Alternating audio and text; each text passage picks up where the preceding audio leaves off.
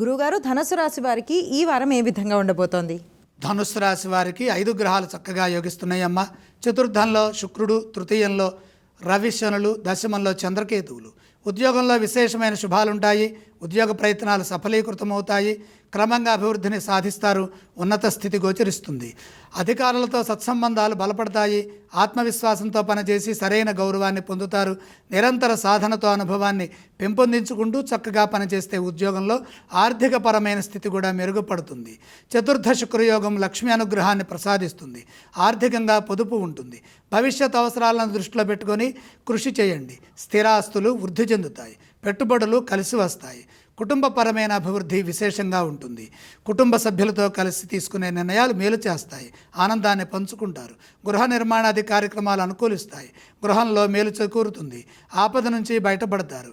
వ్యాపారపరంగా, సంతానపరంగా కలిసి వస్తుంది. వ్యాపారంలో శ్రద్ధ పెంచండి. ఏకాగ్రతతో నిర్ణయాలు తీసుకొని అమలు చేస్తే సమస్యల నుండి బయటపడతారు.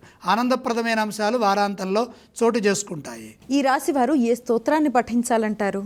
ధనుస్సు రాశి వారు లక్ష్మీనామస్మరణతో శక్తిని పెంచుకునే వీలున్నది. లక్ష్మీ అమ్మవారిని స్మరించండి. ఈ రాశి వారు ఏ ఆలయాలను సందర్శించాలి?